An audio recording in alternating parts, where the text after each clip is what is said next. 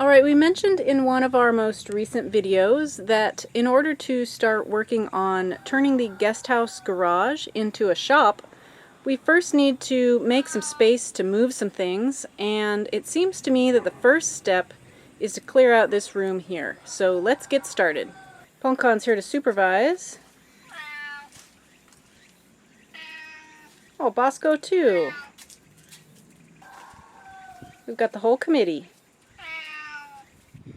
This is one of my favorite vintage glass patterns here. Look at those cute leaves. Looks like this is all the styrofoam. It seemed to just mostly be tossed on top of the pile. So I will actually be cleaning this up and cutting it to the size of our honeybee hive boxes so we can use that for insulation this winter. Now we can get a little bit of a better idea of what's in here. This is the first time we've actually been able to step inside. It looks like just a lot of plastic recyclables. But now that I'm seeing in that corner, I think that's a lot of ceramic.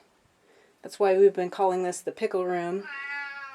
So once again, we just have this super brittle plastic that just crumbles when you touch it. So straight into the garbage bag. This is definitely one of the most interesting things we found in any of our houses, and also sad. Look at these little crabbies. Well, plastic or not, I'm definitely keeping this one. And I'm really not sure what we're looking at in this little bucket here. It's colored sand, and it has a bit of a pleasant smell. Here you can see how I am just sort of nesting all this plastic stuff into the garbage bags to take up as little space as possible. So the cost of disposing of all of this is just the cost of the garbage bag because it'll get picked up for free. I can never have enough metal buckets. These will definitely come in handy. Here's some rusty hand tools we might be able to fix up someday. Alright, we're starting to get into some funky stuff already. Wait till you see what's in this nondescript looking plastic bucket. I have no idea what this is, but it is wet. We've only been jokingly calling this the Pickle Room, but now I'm just sort of honestly terrified that all of these barrels are full of pickles.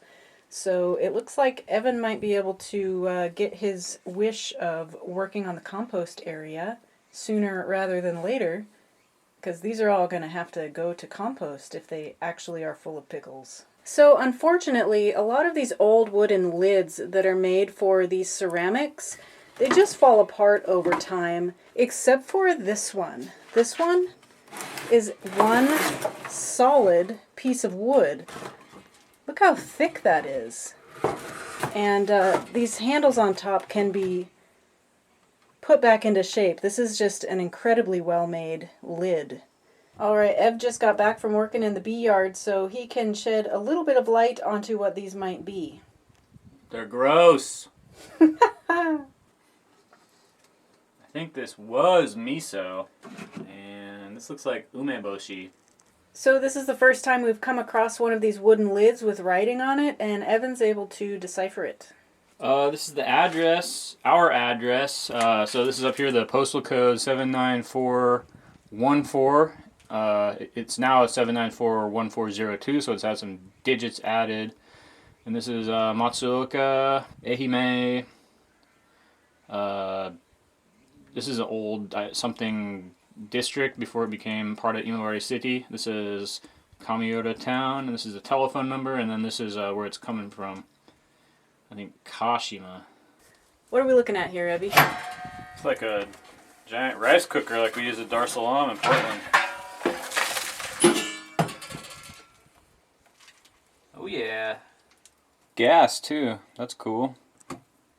These are pots that are designed to sit down inside of like a wood-burning stove, like in the old days. He says the ones on the right are aluminum and the one on the left is iron. We have a few other pieces identical to this inside the house, and it's got charcoal inside it, so it's either for cooking or heating. These are probably a little bit past their prime, but I always loved playing with these as a kid. Alright, things are getting more and more sorted, and it looks like we're getting down to the big buckets. Alright, this one is empty. This one is yucky. And the back one, I cannot get the lid off, and I don't know if I want to. Pretty incredible. This front barrel here actually has a tiny scrap of newspaper on it, and that says Showa 58, which is 1983. As of right now, that is 41 years ago. Okay, so Evan pointed out that this is not actually the bottom of the barrel. These do have a small amount of pickles in them that have turned into some sort of solid state. Pretty cool. We found a couple of these really nice old giant kettles in boxes. So these are the kinds of things that you would see steaming away on top of a kerosene heater and humidifying the air during the winter.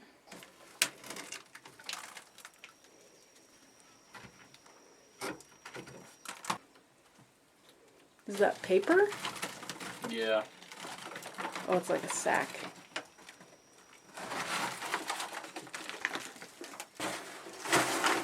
Is it yucky? Oh yeah. Anybody hungry? There you go.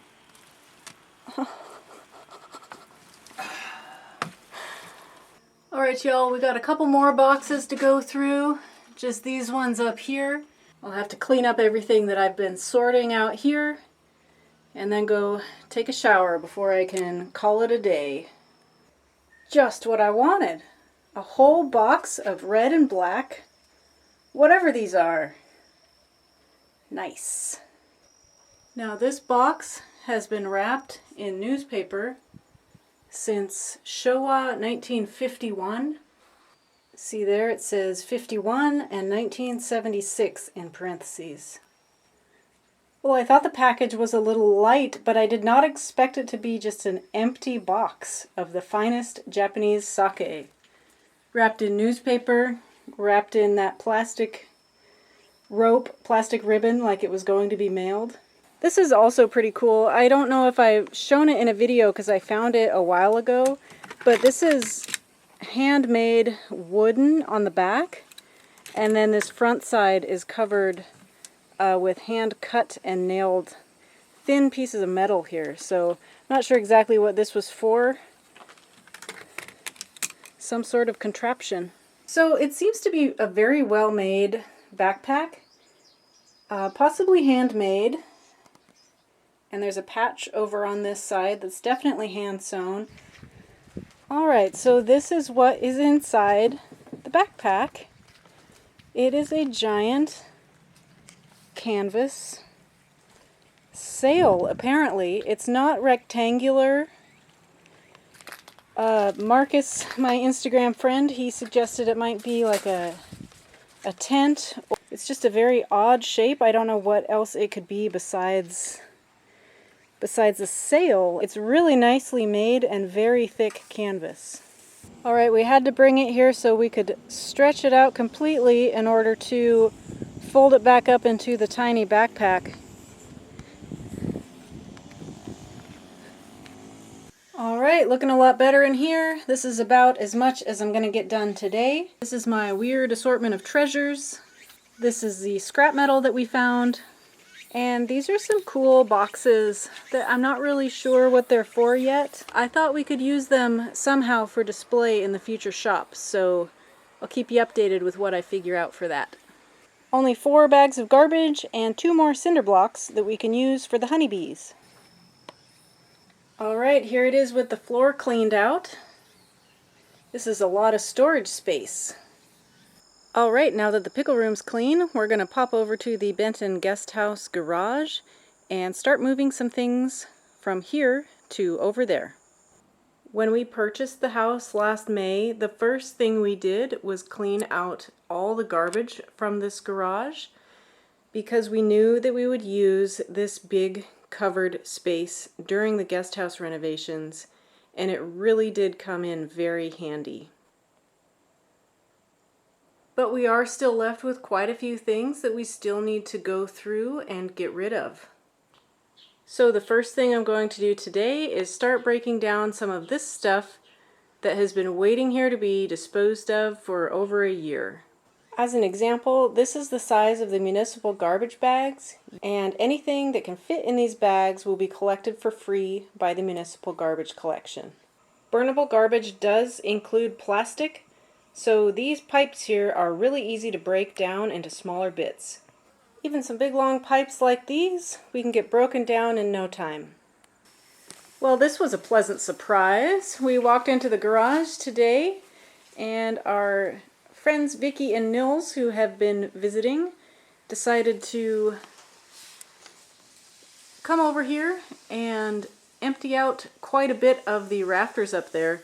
So a lot of this is ready to start processing. All of this was pulled down from the guest house garage upper rafters area, and we're going to use this for weed suppressant out of the bee yard.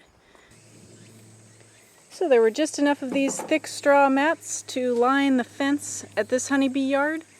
That's more free mulch and ground cover to keep the weeds down.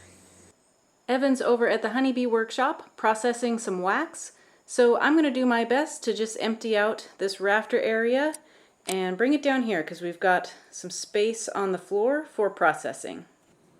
Alright, I actually managed to get everything down from up there except for that one cardboard box.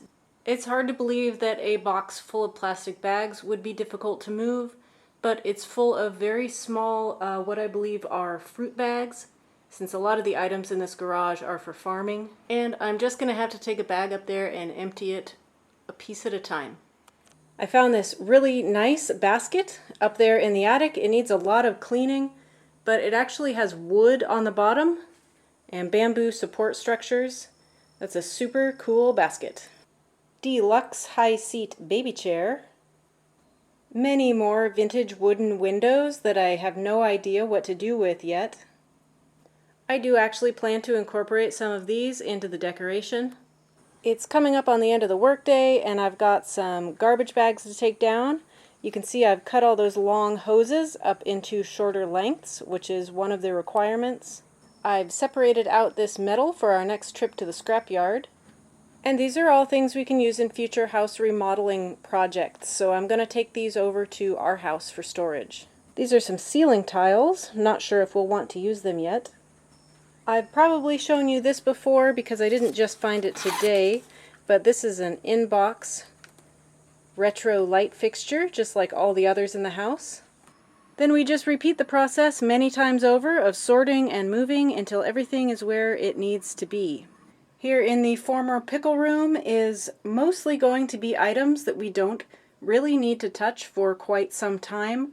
So these are pieces for future projects around the house, chemicals that we don't know how to get rid of yet, Evan's copper collection over here, and things for making biochar next year.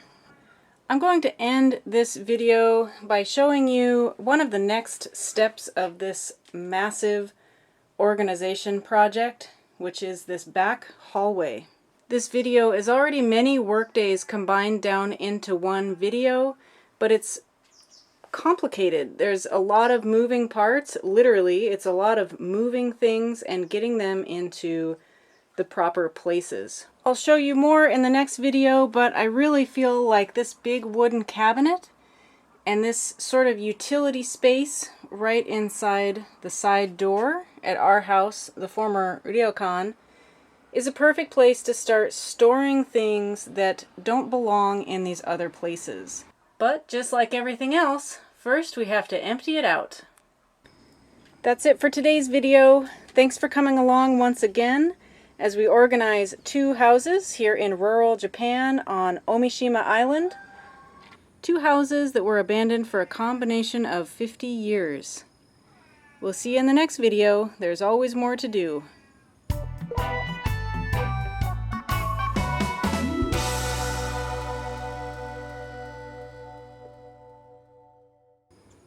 Hi, Bosco and Ponkan. Hi, Bosco and Ponkan.